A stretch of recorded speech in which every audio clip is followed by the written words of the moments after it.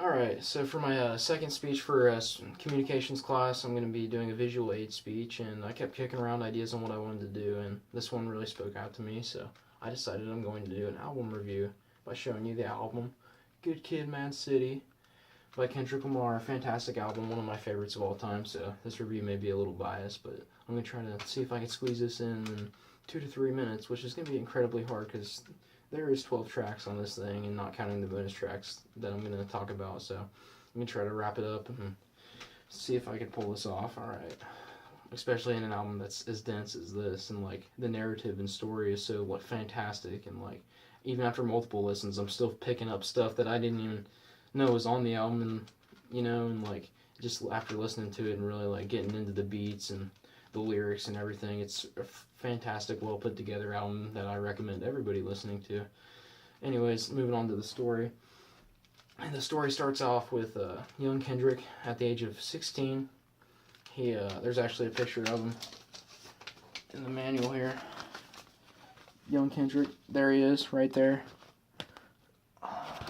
Starts off with him at the age of 16, wondering where his life's gonna go, and like at the point in his life where he's only worried about women, money, and power, and doesn't really care about any of the other stuff.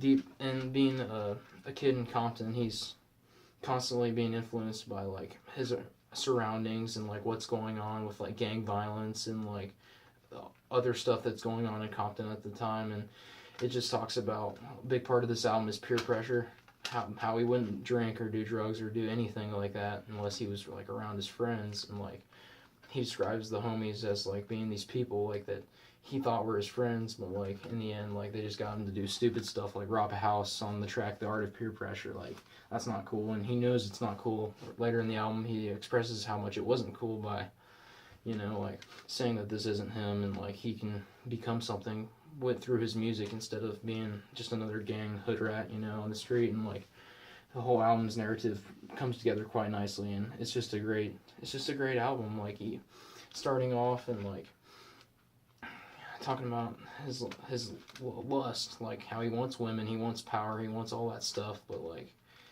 later through the album, like reality kicks him in the face on the track. Like in the second half of the album, Good Kid, Mad City, the track 7, Good Kid, and track 8, Mad City, really describe how well and real all these problems are to him and how much it has influenced him. But on the last track, Compton, it really expresses how much he thought all this stuff was stupid. So anyways, it's a fantastic album, and I cannot express enough how much you should look into this. I love this album. Would recommend.